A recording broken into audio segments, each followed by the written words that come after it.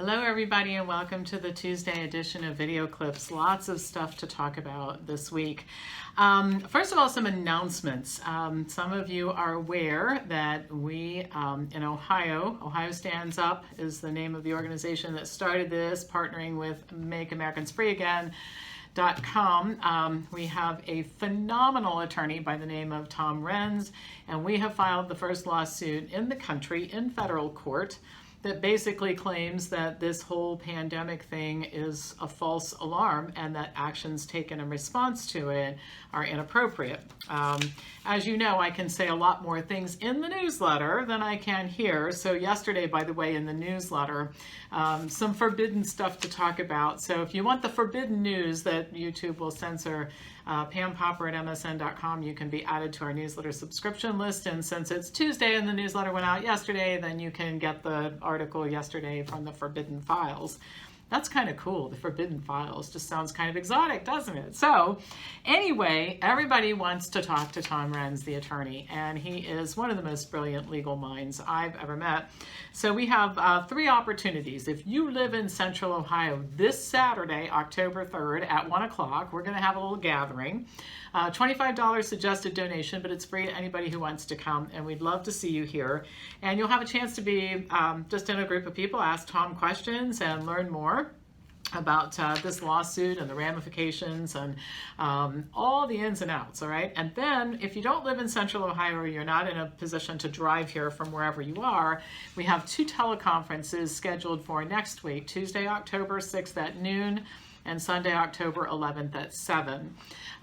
There is limited amount of room on the conference calls, and of course we have a big space here, but limited for the in-person thing too. So my recommendation is if you intend to join us for one of these, then, and only one per person, then please let us know right away, Pam Popper at MSN.com, and we will get you set up. So we're just suggesting $25 donation toward the legal fund because it's very expensive. And we are planning to help attorneys file this case in every single state. So everybody has a vested interest in what happens in Ohio. Ohio, they say Ohio is the heart of it all. Well, it's the heart of a lot of things, including some bad things. I just got a video this morning, and a lot of you sent it to me, by the way, a woman who was sitting in the stands watching, looked like she was watching her kid play soccer or something like that, softball.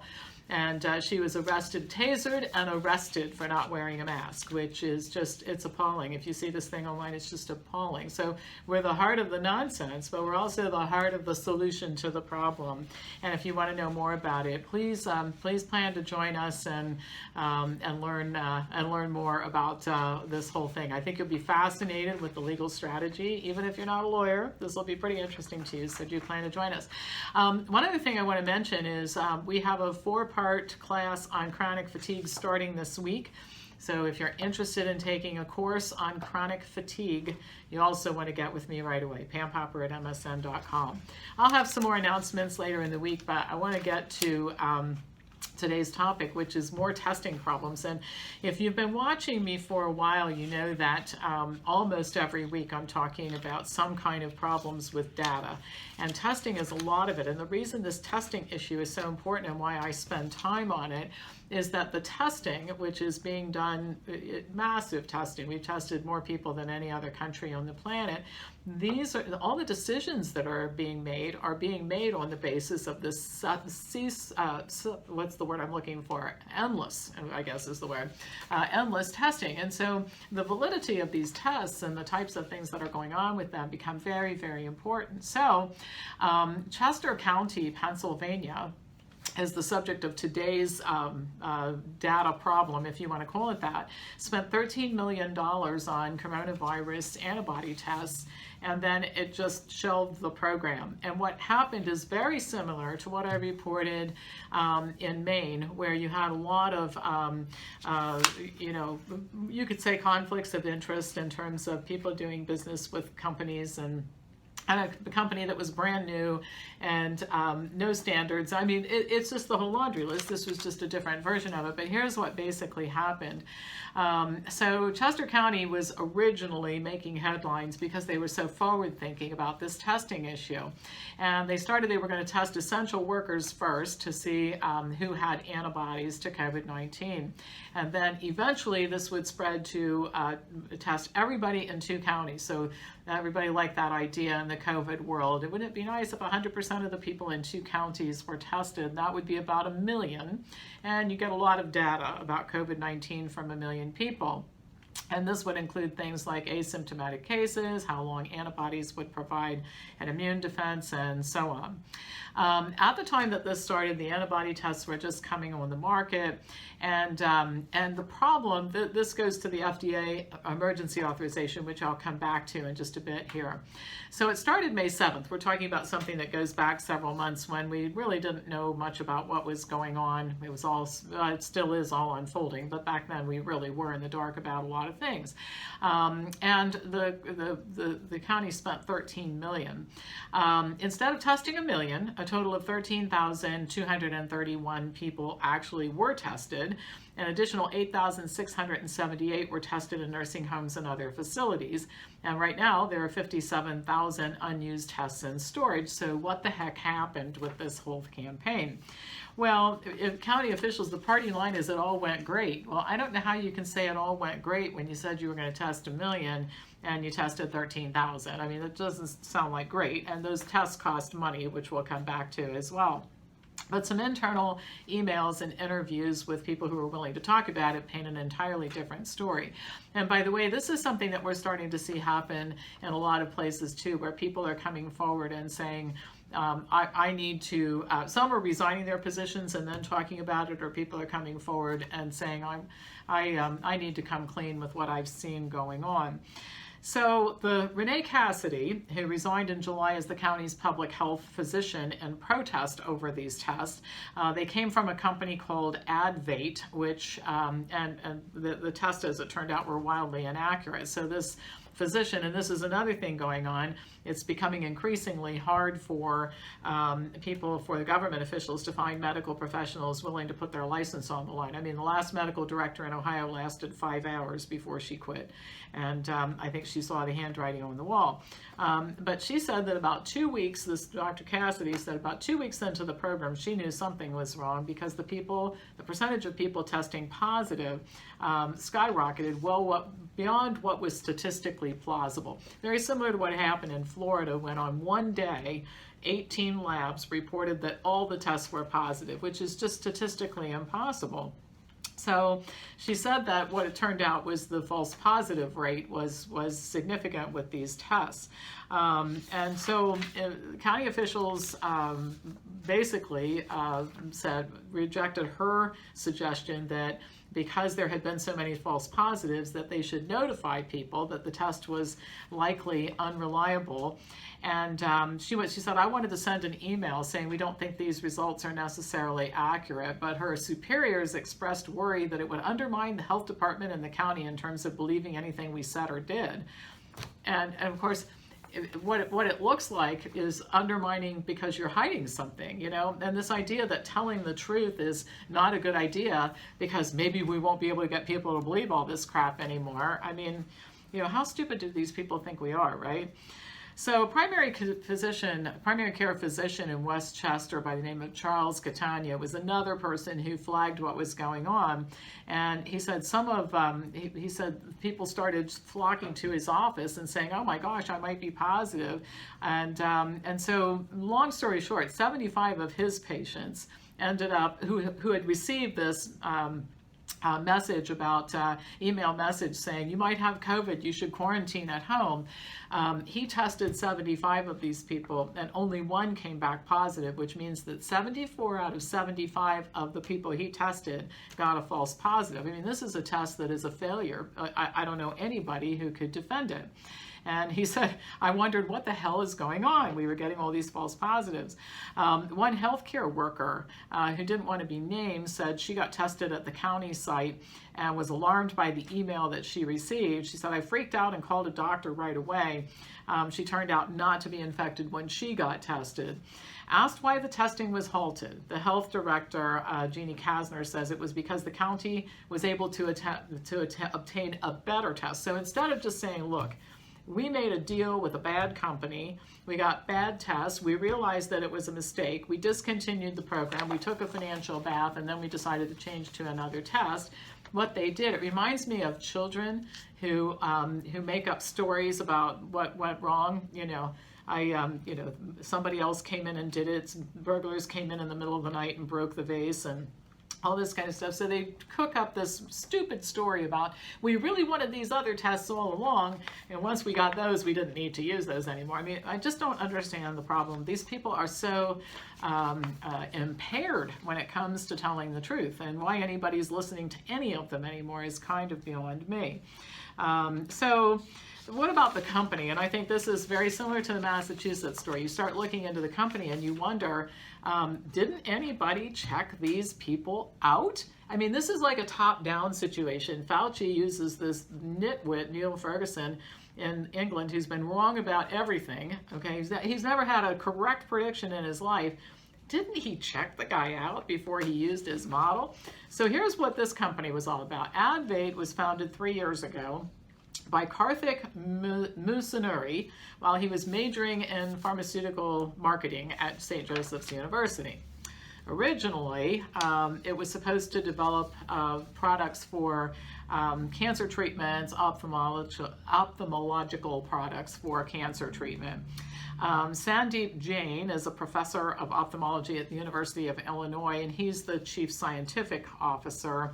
And then this Musunuri's father, Shankar, a biotech veteran, also founded another company by the name of Ocugen with still the goal's never been accomplished, commercializing transformative therapies to treat blindness diseases. So the market potential, Advait had noticed right away, the market potential for these tests was going to be hundreds of millions, if not billions of dollars. And Musunuri was considered like a hot product. He was honored by Forbes magazine in the 30 Under 30 Summit for Entrepreneurs, Young Entrepreneurs in Boston. Well, Advait decided that when the COVID-19 thing hit, they were going to pivot from what they were originally going to do, make a fast pivot and get into the testing business. And then it was kind of a lucky thing that happened next. Pennsylvania Senator Andy Dinniman, who has spearheaded conferences with local biopharmaceutical executives, was looking to help the county deal with the shortage of diagnostic tests. And he said in an interview, I agreed to make some inquiries, like he was basically helping out. And he learned that Advait was partnering with a couple of other companies and they were going to come up with these antibody tests. So he thought very highly of the Musunuri family. And he had the younger son as an intern. And he knew the father, and they had contributed thousands of dollars to his campaign. So of course he thought they were great people, right? So anyway, the Ocugen, the dad's company, notified the Securities and Exchange Commission it was going to partner with the son's company. Remember, these are donors to the senator's campaign, who's now spearheading the idea of getting this company's product to be purchased by the state of Pennsylvania, or Chester County, Pennsylvania. And so the lovely senator, he says, he connected the young founder with the county offices. He said, I said to the county, if they're looking for a test, here's a possibility. Whether it was a valid test would be determined by county officials. The U.S. Food and Drug Administration, and this is where the business of validity goes in. So nobody checked out anything, obviously, because this huge debacle happened with almost all the tests were false positives before they canned the program. And the problem was the U.S. Food and Drug Administration allowed over 100 companies to approve a boatload, almost 100 and some tests. And all they had to do was prove that the test worked 60 times in test tubes, and then they were good to go. And I don't even think, to be honest with you, the FDA was even looking at the test results. So anyway, that's how this whole arrangement comes about. So you've got a brand new company that is in a different line of work that makes a pivot and says, we're going to cash in on the testing business. And I can't blame them for that. But the bottom line is they don't know what they're doing. You've got an oversight agency who basically says you can do anything you want because it's an emergency. So we're going to suspend all proper testing of the test. Then you've got a senator who's getting money from the father of the guy who owns the company, who introduces the company to the county, who says, oh, I'm sure that the county felt some pressure because of the senator, but whether they felt pressure or not, it's obvious they didn't check anything out. They didn't check out the validity of the test. I mean, one thing that might have occurred to a sane person is perhaps you test a few people and see how accurate the test is using some kind of backup before you start the program to test 1 million people. Nobody checks anything out. I mean, that's the thing that is just absolutely unbelievable as far as I'm concerned in this whole thing, is that medicine's been careening toward increasingly irresponsible behavior for a long time. I mean, my whole business is predicated on bringing that to the attention of the public, or a good deal of what we do here is all about that. But the level of carelessness here, where everybody just jumps off the cliff and starts doing something, like in this case, is just ridiculous. So anyway, the way that it happened, once all this comes together into a big mess, is that at one point in time, the health department director says to Minisuri, the young guy, how fast can you get some samples? And then we want 10,000 kits to start. And then the company says, well, we're inundated, but we'll do our best to take care of you first. And then later on, the health director says, how many other clients do you have? And the guy says, none, you guys are it.